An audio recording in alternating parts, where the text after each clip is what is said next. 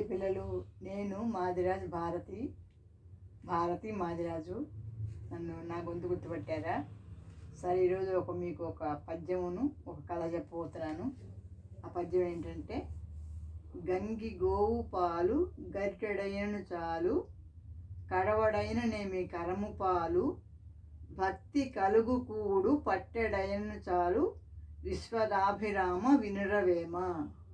దీనికి తాత్పర్యం ఏంటంటే, గంగి గోవు పాలు, గంగి అంటే ఆవు అన్నమాట. మన హిందువులందరం కూడా ఆవుని చాలా పవిత్రంగా భావిస్తాం. గోమాత అంటారు అన్నమాట, కామధేను అంటారు. అలాంటి ఆవుని మనం ఎప్పుడు పూజిస్తాం.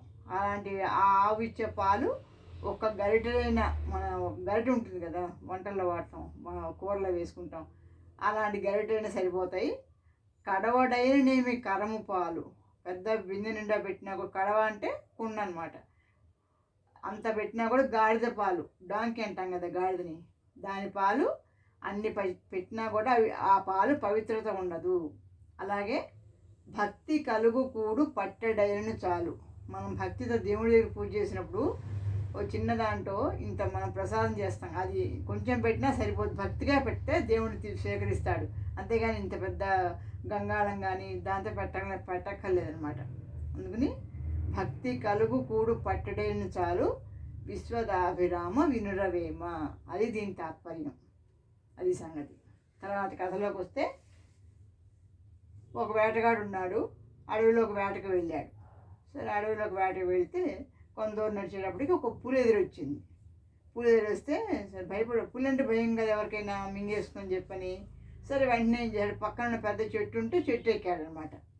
ఆ చెట్టు ఎక్కేటప్పటికి అక్కడికి అంతకుముందే ఒక ఎలుగుబంటి అన్నమాట, ఒక ఎలుగుబంటి ఎక్కి కూర్చుంది దాని మీద, చెట్టు మీద ఉంది. చూసి సరే ఈ మనిషి పైకి ఎక్కడం చూసి, సరే దానికి నిద్రపోతుంది, మెలకువ వచ్చింది. సరే చూస్తుంటే మనిషి పులేమో వీళ్ళిద్దరిని చూసి కింద పులి ఉందన్నమాట. ఆ పులి అంది ఎలుగుబంటితోటి, ఈ మనిషి మన ఇద్దరికి కూడా శత్రువు, కాబట్టి నువ్వేం చేస్తావంటే, నువ్వు ఆ మనిషిని కిందకి తోసేస్తే మన ఇద్దరం కలిసి తిందాము అంటే, ఎలుగుబంటి అంది, లేదు నేను ఆ మనిషిని అలా చేయను, నేనేం తోయను, ఆ మనిషికి నన్ను కాపాడని చెప్పి అడిగాడు నన్ను, అందుకని నేను అతనికి సహాయం చేస్తానని చెప్పాను, కాబట్టి నేను కిందకి తొయ్యను అని.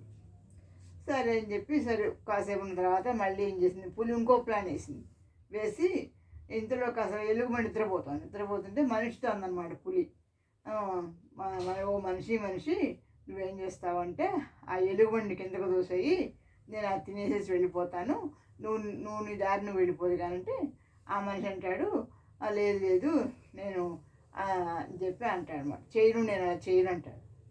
సరే, ఇంతలో కాసేపు చూస్తుంది పులి.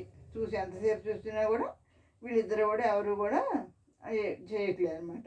దాంతో అప్పుడే ఇంకోటి అసలు ఏం చేశాడు ఆ మనిషి, చేయనని చెప్పిన వాడు మళ్ళీ మనసు మార్చుకుని ఏం చేశాడు, ఆ ఎలుగుబంటిని తోసేస్తే ఆ ఎలుగుబంటి అలా జారిపోతూ ఒక చెట్టు కొమ్మ, ఆ చెట్టు మీద కూర్చుంది కదా, దాని ఒక కొమ్మ పట్టుకు ప్రాణాలు కాపాడుకుని మళ్ళీ పైకి ఎక్కి కూర్చుండేవాడికి, సరే అది ఇంకా వీళ్ళిద్దరు ఇలా రావట్లేని చెప్పి, ఇద్దరు కింద దిగట్లేని చెప్పేసి పులి ఏం చేసింది, చూసి పులి వెళ్ళిపోతే అప్పుడు ఎలుగుబంటి కూడా అప్పటికి కూడా ఇంకా ఎలుగుబంటి హెల్ప్ చేద్దామనే ఉద్దేశంతో ఏం చెప్పలేదు అనమాట.